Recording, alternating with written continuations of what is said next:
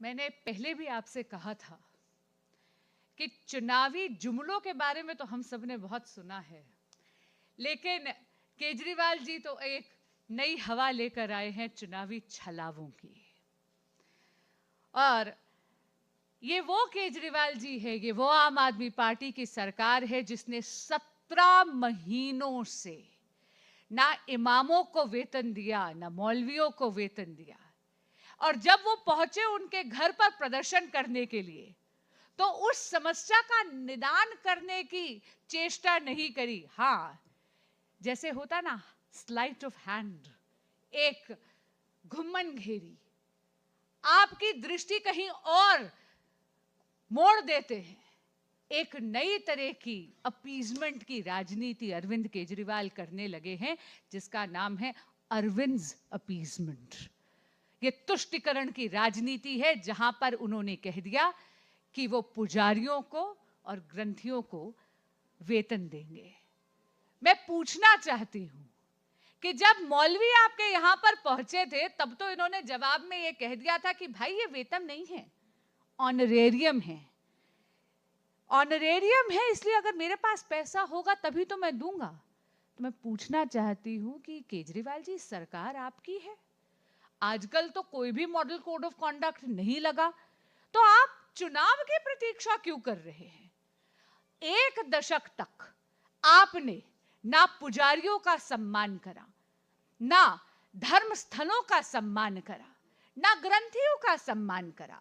आज जब चुनाव निकट हैं, तो आप उनको वोट बैंक की राजनीति के तहत उनका स्मरण कर रहे हैं, उनको ये झूठे वादे दिखा रहे हैं।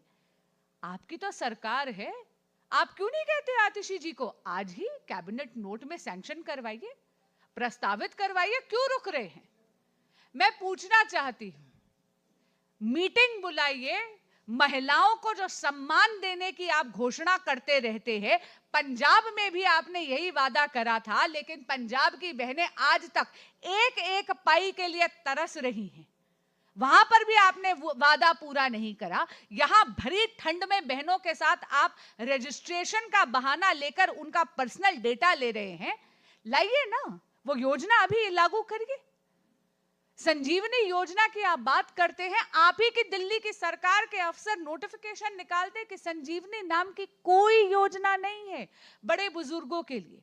उसी तरह आपने एक नया चुनावी छलावा शुरू कर दिया है। आज से आपने ग्रंथियों को और आपने पुजारियों को कह दिया कि आप रजिस्ट्रेशन करिए। कोई योजना नहीं है। आप तो सर्वशक्तिशाली हैं। आप ही का बयान था ना दिल्ली की विधानसभा में, इन्होंने कहा था हम हैं दिल्ली के मालिक। तो मैं गुहार लगाती हूं आपको, आइए लागू करिए ना, कैबिनेट नोट लाइए। आप क्यों चुनावी छलावा कर रहे हैं? आप क्यों पुजारियों को, ग्रंथियों को, महिलाओं को, बड़े बुजुर्गों को, दिल्ली की जनता से झूठ बोल रहे हैं? मैं एक और बात पूछना चाहती हूं, ये अरविंद अपीजमेंट जो है, इसमें क्रिश्चियन कम्युनिटी कहीं नहीं आती क्या? क्रिश्चियन प्रीस्ट्स, क्रिश्चियन पादरी, क्रिश्चियन फादर्स, उनको नहीं देना? अरविंद अपीजमेंट गिने चुने समुदायों के लिए ही, उन्हीं का सम्मान करती है और बाकी समुदाय का क्या अपमान करती है? वो जो मौलवी आपके द्वार बैठे हैं 17 महीने से, जिन्होंने जो वेट कर रहे हैं, जिनको आपने ऑनरेरियम नहीं दिया है, उनके अपमान का जवाब कब देंगे केजरीवाल जी?